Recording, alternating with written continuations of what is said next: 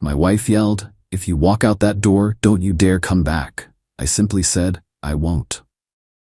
Then I had my lawyer send the divorce filing to the fancy hotel where she was staying with her work husband.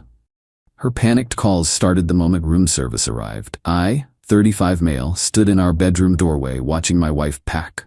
Not her standard black roller bag for the usual work overnights. This was the expensive, cream-colored luggage set. The one reserved for vacations. "Another management summit, Eleanor?" I asked. My voice was quieter than I intended. Eleanor, 32, didn't look up from folding a silk blouse. "It's important. Quarterly planning. You know this." "I know the conference is in a different city," I said. "I also know the hotel you're actually booked at is a 5-star resort, and the reservation has 2 names on it. The second one being Julian." She froze. Then she slowly straightened up and turned to face me. Her expression wasn't guilt, it was annoyance. Pure, undiluted irritation at being inconvenienced. "You've been going through my emails," she accused. "It was open on your tablet, left on the kitchen island. You wanted me to see it, or you're just that sloppy. Which is it?" "You are so paranoid," she hissed, yanking the zipper on the bag. "Julian is my mentor, my boss. This is a team-building exercise for senior staff. You're acting like a child." "A child," I repeated, tasting the word. It tasted like ash. "Right. I'm not the one lying, Eleanor. I'm not the one packing lingerie for a team-building exercise. Just tell me the truth." "The truth?" She laughed, a short, sharp, ugly sound. "The truth is you're boring, Arthur. You're suffocating me with this neediness. God, I can't be around this energy right before a big presentation." She grabbed her handbag and the carry-on. She was actually going to leave, right then. "Eleanor," I said, and my voice was firm now. "If you walk out that door to go meet him, we are done. I am not playing this game anymore." She stopped at the top of the stairs and looked back at me, her face twisted in contempt. "No, you're done," she spat. "I am going to be successful, and I am not going to be held back by your limp, pathetic jealousy. You know what? If you hate this so much, you leave. If you walk out that door, don't you dare come back. I am sick of looking at your miserable face." I stared at her for a long, silent moment. The woman I'd married, the woman I'd supported through her MBA, the woman who was now treating me like dirt on her shoe. I nodded once. "I won't." I walked past her down the stairs. I grabbed my car keys from the bowl by the door, picked up my laptop bag from my home office, and walked out the front door. I didn't look back. I sat in my car for maybe 5 minutes, just breathing. The numbness was absolute. It was like I was watching a movie. Then, clarity. Cold and sharp. I didn't drive around aimlessly. I drove to a decent extended stay hotel, one with kitchens in the rooms, and booked a room for 2 weeks. I sat on the unfamiliar, stiff sofa and pulled out my laptop. First, I transferred 75% of the money from our joint checking account, the one for household bills that I almost exclusively funded, into my personal savings. I left her enough to cover groceries or gas, just enough that she couldn't claim I'd left her destitute. Second, I called my lawyer. I'd had a consultation with him 6 months ago, when this friendship with Julian first started ringing alarm bells. He'd told me to wait for something concrete. "David," I said when he picked up.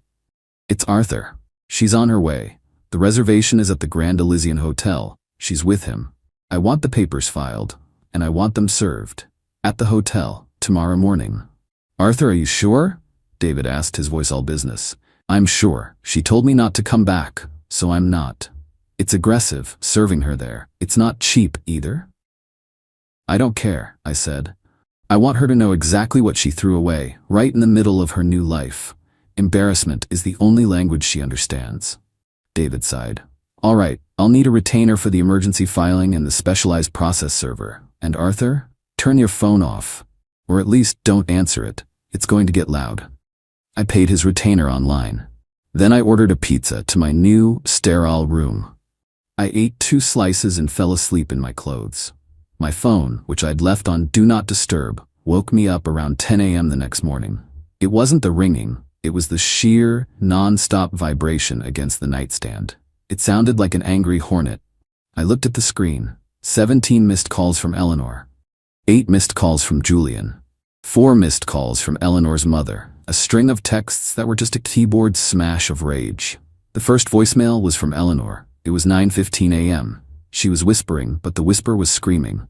Arthur, what is this? What the hell is this? A man just knocked on my door. He asked if I was Eleanor Vance. He served me divorce papers in front of Julian. Are you insane? The second voicemail, 9:18 a.m. Louder now. You are a psychopath. You did this to humiliate me. Julian is my boss Arthur. You've ruined everything. Call me back right now. You are going to fix this. The third, 9:30 a.m., full-on crying. How could you do this? We were just talking. It was a mistake. Arthur, please, I'm at the hotel. Just come here. We can talk, okay? Just call me, please. Then one from Julian, 9:45 a.m. His voice was condescending, trying to sound like the adult in the room. Look, Arthur, old man, I think we got off on the wrong foot here. Eleanor she's very emotional. This move, serving papers at the hotel, it's low class. It's unprofessional. Why don't you be a man, call your wife, and we can all sit down and talk about this when we're back. This isn't the way to handle things. I deleted the voicemails. My lawyer had been right. It was loud. I drank my bad hotel coffee and sent David a text. They've been served. Now what? He replied almost instantly. Now, we locked down assets. The house was yours pre-marriage, correct? Correct, I typed. I've lived there for 10 years, married for 3. Good. That simplifies things. But the appreciation in value during the marriage is community property. We need to sell it to divide it, unless you want to buy her out. I don't want the house, I typed. It's not a home anymore. Sell it. Okay, I'll get the ball rolling on a motion for exclusive use and control of the property for the purpose of its sale. In the meantime, find a new place to live, and do not, under any circumstances, speak to her. I looked at my phone, still buzzing like it was having a seizure. I turned it off, completely. For the first time in my adult life, I just turned it off. I felt a pang, not of regret, but of finality. This was real. I'd just blown up my own life because she'd blown it up first. It was a strange, hollow, and terribly quiet feeling. Then I opened my laptop and started looking for a realtor. Update 1, it's been 2 weeks. I'm now living in a small, furnished one-bedroom apartment I leased for 6 months. It's beige and has no personality, which is exactly what I need right now. The Do Not Disturb sign is permanently on. My lawyer David has been a rock. He handles all communication, and apparently the communication he's been receiving is unhinged. Eleanor and Julian cut their work trip short. They flew back the day after the serving. I know this because Eleanor, finding her keys still worked, I hadn't changed the locks I'd just left, let herself into the house. She was apparently confused to find it empty. No clothes in the closet, no toothbrush in the bathroom. I'd paid a moving company a rush fee to pack up my personal belongings, my clothes, my books, my computer, my father's old desk, and put them in storage. All of her stuff was exactly as she'd left it. Her first call was to David, demanding to know where I was. Eleanor, where is he? Why is all his stuff gone? Is this a joke? Mr. Hayes is securing new living arrangements, as is his right. All communication regarding the property will go through me. He can't just leave. This is my house. He has to come back and talk to me. Ma'am, it is legally his house, purchased prior to the marriage. We will be filing to have it sold to divide the marital appreciation as required by law. I suggest you find your own counsel. She hung up on him. Then she tried a new tactic. She drove to my brother's house. I hadn't even spoken to my brother Tom yet. She just showed up on his doorstep at 10 p.m. on a Tuesday, pounding on the door. Tom called me immediately after. Arthur, what in the fresh hell is going on? Eleanor was just here, looked like a drowned rat, crying her eyes out. Said you abandoned her and you're selling the house? I sighed, rubbing my temples. Tom, I'm sorry. It's a long story. She was cheating on me with her boss. I served her divorce papers while they were on a work trip together. There was a long silence on Tom's end. Well, damn. Okay. That explains why she kept screaming, you were ruining her career. I thought it was a weird thing to say. Yeah, I'm guessing she's worried Julian's wife is going to find out. She didn't mention the cheating part, Tom said dryly. Just that you were being financially abusive and emotionally unstable. I told her to go home and that we don't appreciate unannounced visits. She did not like that. The entitlement was just staggering. She cheated, got served, and her first move was to play the victim to my family. But the real dirty trick came yesterday. David called me. "Arthur," he said, and he sounded tired. "You're not going to like this. Miss Vance has filed a motion for an emergency restraining order." My stomach dropped into my shoes. "What? On what grounds? I haven't seen or spoken to her in 2 weeks." "She's alleging a history of coercive control. She's claiming you've always managed the finances and that by leaving and selling the house, you've dispossessed her and left her homeless and penniless. She's also claiming your aggressive act of serving her at the hotel was designed to terrorize her and has caused her extreme emotional distress and panic attacks. This is what the prompt warned me about. The immediate woman as victim card. She's lying," I said, my voice shaking a little. "She's the one who had the affair. She's the one who told me not to come back." "I know, Arthur, and her claims are flimsy. But we have to respond and we have to do it now. The hearing is tomorrow morning. I need you to be there, and I need you to be calm." The next morning, I was in a sterile courthouse hallway, wearing the one suit I'd had the movers pull from storage. I felt sick. Eleanor was already there, sitting with a shark-faced woman in a pinstriped suit. Eleanor was dressed down, no makeup, hair in a messy bun.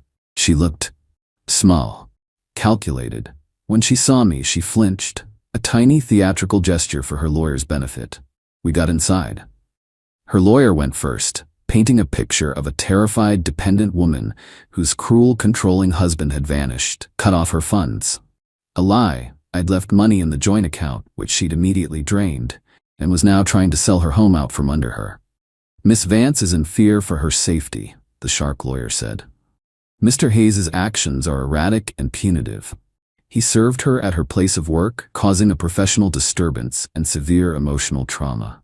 Then it was David's turn. "Your Honor," David said, standing up. He was calm, methodical. "My client has not seen or spoken to Miss Vance since August 14th. He left the marital home after Miss Vance told him, and I quote, 'If you walk out that door, don't you dare come back.' He simply complied." He continued. "As for the place of work where she was served, Miss Vance was at the Grand Elysian Hotel with her boss, Mr. Paul Julian Croft. Here is a copy of the hotel reservation in both their names. Here is a printout of my client's email confirming he left the house while Miss Vance remained.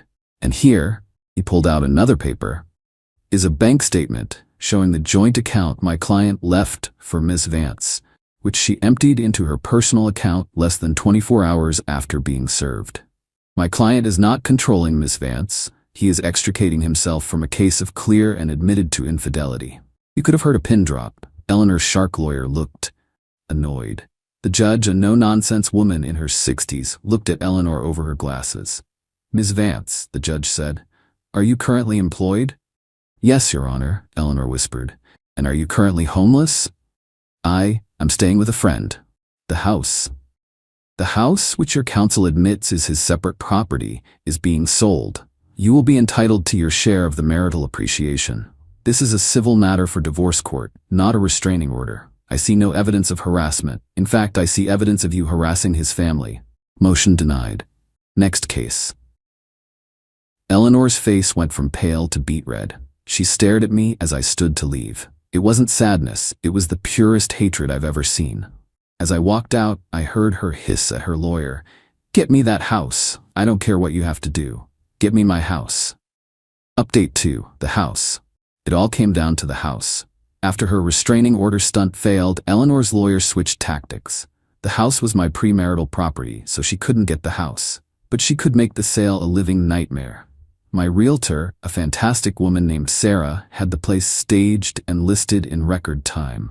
We got an offer almost immediately. A young family, way over asking, no contingencies. It was a clean, easy sale. Then Eleanor's lawyer filed an emergency injunction to block the sale. The claim? Miss Vance has significant personal property within the home that has not been properly cataloged or returned, and she has not been given adequate access to retrieve it. David called me. "What property? I thought you let her get her stuff." "I did," I said. "She had a full weekend. Her mother and sister were there. They filled a U-Haul. She's claiming you've hidden or stolen several key items. Specifically an antique armoire, her grandmother's china, and something called the celestial weave." I almost dropped the phone. The celestial weave was the name she'd given to a monstrous art piece she'd commissioned 2 years ago. It was a 10-foot wide, 8-foot tall monstrosity of tangled copper pipes, colored glass, and driftwood that was bolted directly into the living room wall. It was, to put it kindly, hideous. I'd hated it since day one. "David," I said slowly. The armoire and china were the first things her mother packed. I have photos from the realtor, pre-staging, showing the empty dining room, and the celestial weave. It's a fixture. It's attached to the studs. It's part of the wall. "Ah," David said. "I see. She's not trying to get her stuff back. She's trying to tank the sale." The new buyers were understandably spooked. They had a rate lock set to expire. We had to go back to court. This time, Eleanor was there, again in her mouse costume. Her lawyer argued that the celestial weave was a priceless custom piece of art, an heirloom in the making, and that I was attempting to sell it with the house out of spite. David was ready. "Your Honor, we are happy to return the celestial weave to Miss Vance," David said pleasantly. Eleanor and her lawyer both smirked. They'd won. "However," David continued, "as my client stated, it is a legal fixture, bolted into the structure of the home. My client has obtained a quote from a licensed contractor to have it professionally removed, patched, and the wall re-drywalled and painted to match. The cost is $4,800. We will gladly have this done and deliver the art and the bill to Miss Vance, with the amount to be deducted from her share of the proceeds." Eleanor's smirk vanished. "No, he can't. It has to be removed carefully." "This is the careful quote," David said, handing the paper to the judge. "We also have a quote from a junk removal service for $600, her choice." The judge looked at the quote, then at the photo of the thing. "Counselor," the judge said to Eleanor's lawyer, "this is junk. You are wasting the court's time. Your client can either pay $4,800 to have her weave removed, or she can forfeit it. The sale will proceed." But the dirty tricks weren't done. While this was happening, I got a call from a very angry-sounding man. "Is this Arthur Hayes?" he barked. "Speaking," I said. "This is Gerald Vance, Eleanor's father. I don't know what kind of sick game you're playing, boy, but you're done. I'm calling my contacts. You think you can embarrass my daughter and throw her out on the street? I'll see to it you never work in this town again. You're finished." He hung up. He wasn't kidding. He's a minor local big shot, owns a string of car dealerships. A week later, my boss called me in. "Arthur," he said, looking uncomfortable, "I got a call from Gerald Vance. He's not happy with you. Said you're unstable, going through a nasty divorce, harassing his daughter. He strongly implied that if we kept you on, his company and his associates would be taking their business elsewhere." My heart pounded. This was it. The move that would actually ruin me. "Mark," I said, "he's lying. His daughter cheated on me. I'm divorcing her. Here's my lawyer's card. Please just call him. He'll give you the facts." "I don't care about the facts, Arthur," Mark said, and my stomach clenched. "I care about our quarterly numbers." But what? "But I also really, really hate bullies, and Gerald Vance has been leaning on our vendors for years. I told him our internal HR matters are none of his concern. But I'm telling you this, off the record, watch your back. This guy plays dirty, and keep this drama out of the office." I dodged a bullet. But it was close. The stress was unreal. I wasn't sleeping. I'd lost 15 pounds. This wasn't a clean victory. It was a war of attrition. Final update. It's over. The divorce was finalized last week. We didn't go to trial. After the celestial weave debacle and after her father's failed attempt to get me fired, their side finally agreed to mediation. I think her lawyer realized that every time Eleanor opened her mouth in court, she lost. The mediation was a single 8-hour day of my life I will never get back. I walked in with David. Eleanor was already there with her lawyer. And, in the most audacious move I have ever witnessed, Julian was there. He wasn't in the room, but he was in the waiting area, for moral support. He was rubbing her back and getting her coffee. The sheer, unmitigated gall. The main fight, as predicted, was money. The house sale had gone through, despite Eleanor's attempts. The final appreciation value was $180,000. Her legal share was $90,000. Ms. Vance is also requesting rehabilitative alimony for a period of 5 years, her lawyer began. She has suffered extreme professional and emotional damage as a result of this trauma. Her career prospects have been impacted.